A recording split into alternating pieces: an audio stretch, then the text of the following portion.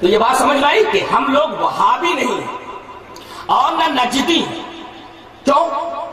اس لیے کہ عرب میں ایک عظیم مفکر اور مصلح پیدا ہوا تھا جس کا نام تھا محمد ابن عبد الوہاب.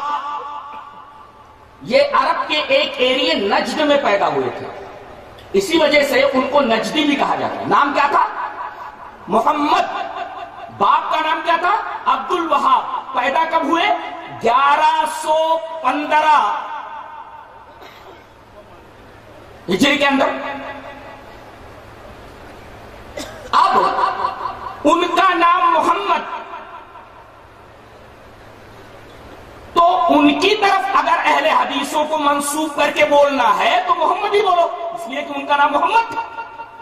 اور اگر باپ کی طرف منسوب کر کے ہم کو وہابی کہا جاتا ہے تو ان کے باپ کا نام تو وہاب نہیں تھا، عبد الوہاب کا، تو عبد الوہاب ہی بولو، اس لیے کہ ان کا نام عبد الوہاب تھا، وہاب نہیں تھا.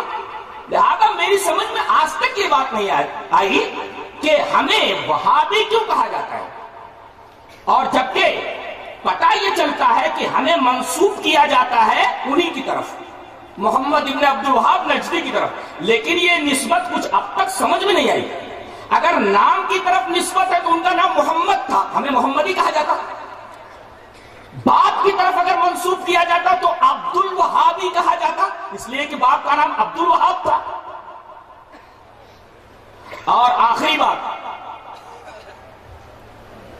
یہ حنبلی المسلک تھے، اور آپ کو معلوم ہے کہ اہل حدیث کسی شخصیت کی طرف اپنے آپ کو منسوب نہیں کرتا، اپنے آپ کو وہ حنفی نہیں کہتا، اپنے آپ کو وہ مالکی نہیں کہتا، اپنے آپ کو وہ شافعی نہیں کہتا، اپنے آپ کو وہ حنبلی نہیں کہتا. یہ حنبلی المسلک تھے.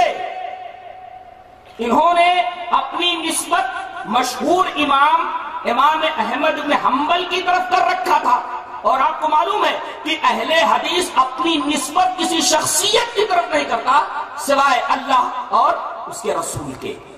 لہذا کس بنا پر ہمیں وہابی کہا جاتا ہے، آج تک میری سمجھ میں یہ بات نہیں آئی. اچھا، اس آدمی سے انہیں دشمنی کیوں ہوئی ہمارے بھائیوں کو؟ اصل میں اس بیچارے سے ایک بہت بڑا گناہ ہو گیا تھا. گناہ کیا ہو گیا تھا؟ اس نے نبی کریم صلی اللہ علیہ وسلم کی ایک حدیث کے اوپر عمل کر لیا تھا. یہ بہت بڑا گناہ تھا اس کا. کس حدیث کے اوپر عمل کر لیا تھا؟ اس سے پہلے کہ میں وہ حدیث آپ کے سامنے پیش کروں، میں یہ بتا دوں کہ ایک زمانہ ایسا تھا کہ سعودی عرب کے اندر قبروں کو پختہ بنا لیا گیا تھا، اور پکی قبریں بنا بنا کر کے لوگ ان قبروں سے استمداد کرتے تھے. قبر والوں کو مشکل کشائی کے لیے پکارتے تھے، ان سے استمداد کرتے تھے، مدد مانگتے تھے. حضرت محمد ابن عبد الوہاب نجدی نے حکومت کی مدد سے ان تمام پکی قبروں کو اکھاڑ دیا اور انہیں زمین کے برابر کر دیا. انہوں نے کون سا گناہ کیا؟ انہوں نے جو یہ عمل کیا در حقیقت نبی کریم صلی اللہ علیہ وسلم کی ایک حدیث کی روشنی میں کیا. اور اگر حدیث پر عمل کرنا گناہ ہے تو یہ گناہ ان سے ہوا ہے. وہ کون سی حدیث ہے؟ حدیث اس طرح، وان ابی الحیاج الاسدی قال قال علی رضی اللہ تعالی عنہ الا ابعثک الا ما بعثنی علیہ رسول اللہ صلی اللہ علیہ وسلم الا تدع تمثالا الا تمسته ولا قبرا مشرفا الا سويته. رواہ مسلم فی کتاب الجنائز. حضرت امام مسلم رحمہ اللہ اس پوری حدیث کو ایسے ہی مسلم کتاب الجنائز کے اندر لائے. راوی حضرت ابو حیاج اسدی ہے.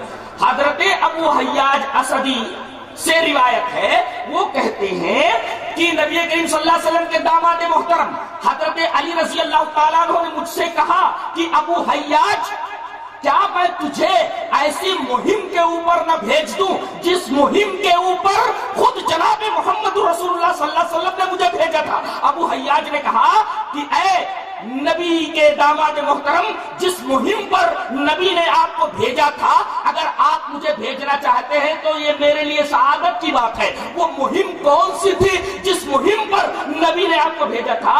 تو حضرت علی رضی اللہ تعالیٰ عنہ نے فرمایا کہ میرے نبی نے جناب محمد رسول اللہ صلی اللہ علیہ وسلم نے مجھے ایک مہم کے اوپر بھیجا تھا کہ جو اسٹیچو نظر آئے اسے تو برابر کر دے، اسے مٹا دے، اور کوئی بھی ابھری قبر نظر آئے تو اس ابھری قبر کو برابر کر دے۔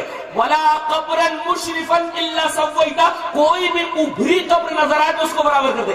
اگر محمد ابن عبد الوہاب نجدی نے اگر پکی قبروں کو توڑ کر کے انہیں برابر کر دیا تو یہ تو نبی کریم صلی اللہ علیہ وسلم کی ایک حدیث کے اوپر عمل کرنا ہوا۔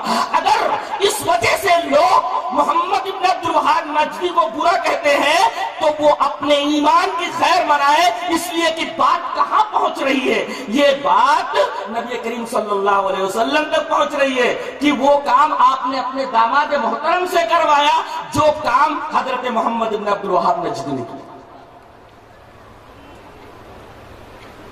ثابت کیا ہوا کہ ہم وہابی نہیں ہیں۔ کیوں ہمیں وہابی کہا جاتا ہے؟ آج تک یہ بات میری سمجھ نہیں ہے۔ اور نہ ہم نجدی ہیں، اس لیے کہ جب ہم کسی شخصیت کی طرف اپنے آپ کو منسوب کرتے ہی نہیں ہیں تو وہابی کہنا ہم کو اور نجدی کہنا چھ معنی دار ہے۔